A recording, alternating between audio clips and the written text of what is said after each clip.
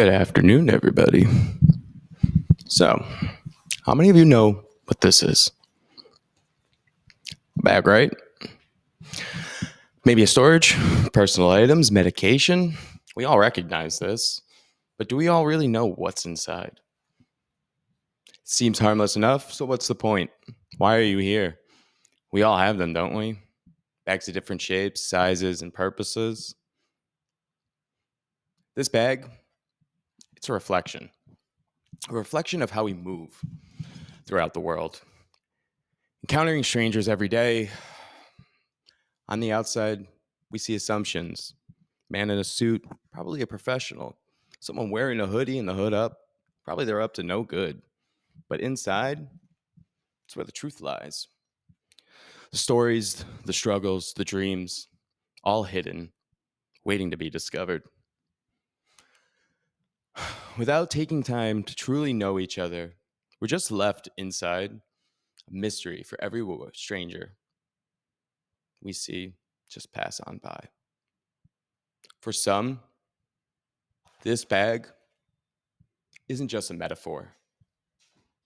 For an addict, this bag is everything. It's the fuel, it's the tools for survival. Sometimes it's the only thing that identifies them and makes them feel like that is all they have left. For most of us, bag holds little things: chapstick, cash, maybe a pen, maybe some makeup, maybe a medication or two. But for an addict, this bag holds something very different. Very, very different.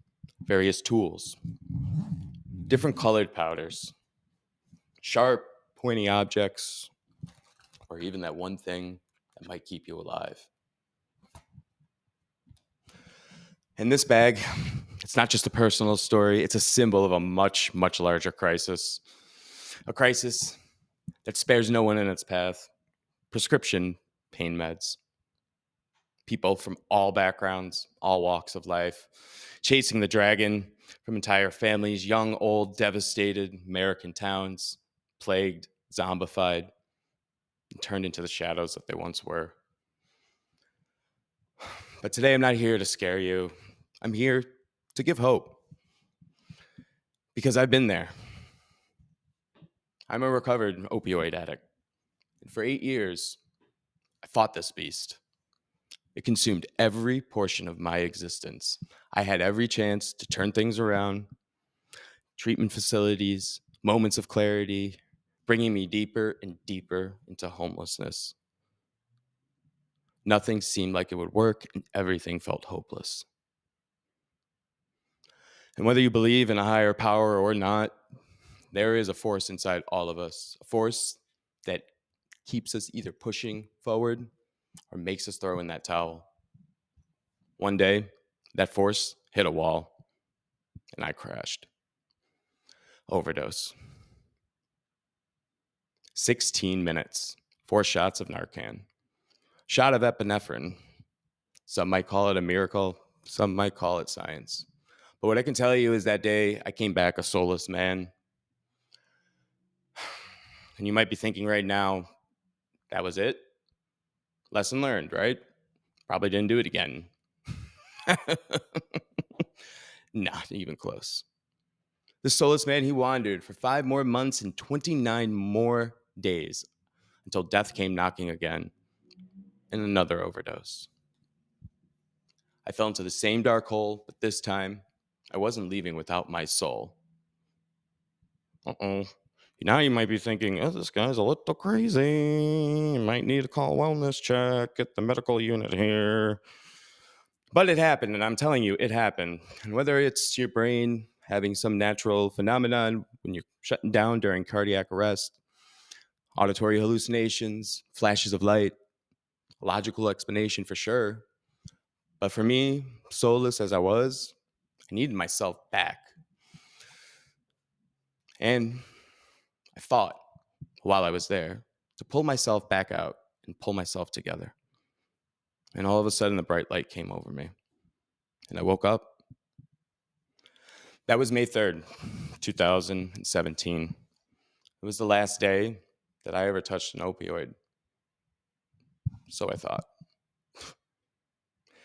And like you think, the journey doesn't ever end there, and it never will. Recovery, it's not a straight line. Quitting cold turkey is a battle, and I chose that battle. One so brutal, I'll never go back. And then in 2020, a severe bike accident. I thought it was the end this time of my life, my sobriety, and I left the hospital with another goodie bag and a bottle full of pills. I was panicking, sweating, hopeless. I took just one, and moments later, my breathing started to get real heavy. My heart started to slow down. I felt everything shutting down. I grabbed my crutches, stumbled to the bathroom. My vision impaired and minor degradation of all of my motor skills. I was going to puke. I was going to pass out, or worse. I woke up an hour later, laying helplessly on the bathroom floor, alive. The pill bottle was open, empty. I looked in the toilet expecting to see puke and vomit everywhere, but there was nothing, just a faint blue tint in the water. From the oxys, I shoveled down the toilet, moments before I lost conscious. Today, I stand here sober, loving life. 8 years. That was my first overdose. I'm still here, fully functioning, sharing with you a story today. And I'm here to tell everybody if I can do it, anybody can. Trust me. This bag, it's a reminder of the baggage so many carry, and the hope that we can just set it down. If you're struggling or you know somebody who is struggling, don't give up.